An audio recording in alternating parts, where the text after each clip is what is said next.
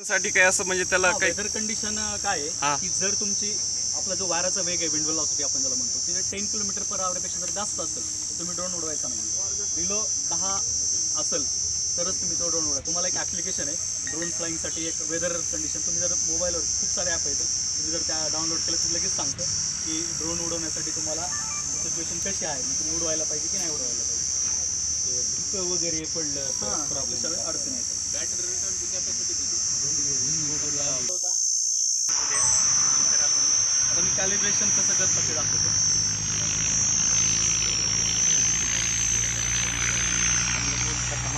बाजूला बाजूला एवढा मोठा तेवढं सगळ्याला दिसेल का नाही?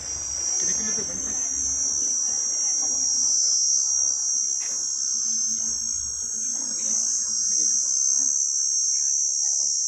आपल्या भागाची ओळख थोडक्यामध्ये मालवणची व्हायला लागली. अवकाशाच्या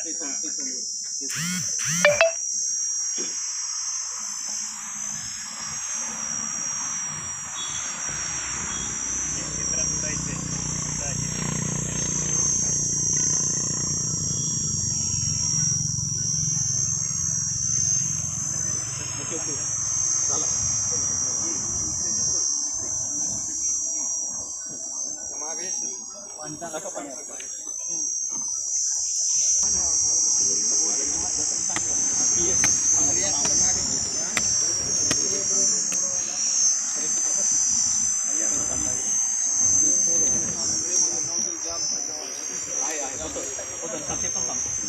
आता हे नोझल जाम आहे, मोटर ऑन केली आहे, नोझल जाम आहे. तुम्हाला फक्त जस्ट एअर रिलीज करायची आहे. हे दिसतंय का? इथं कोणत्याही एका नोझलचं जर हे केलं एअर रिलीज आणि हे काय करायचं ठीक आहे. सगळ्यांनी बाजूला व्हा, सगळ्यांनी इकडे या. इकडे समोर कुणी उभा राहा.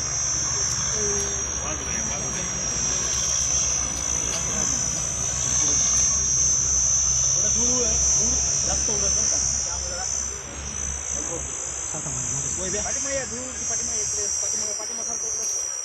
आता हे जर पाहिलं तुम्ही, याची बॅटरी जर पाहिली तर 50.5 फुल येते. पॅनिंग मोडमध्ये असेल तर सध्या उडत नाही.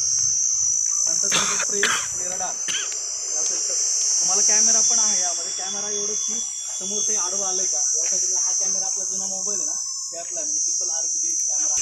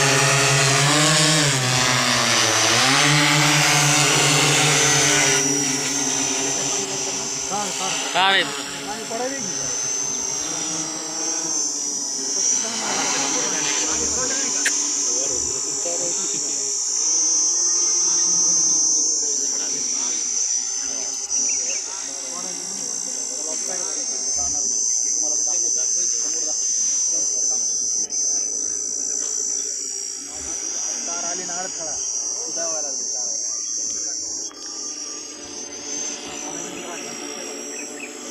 पाणी सोडते ना.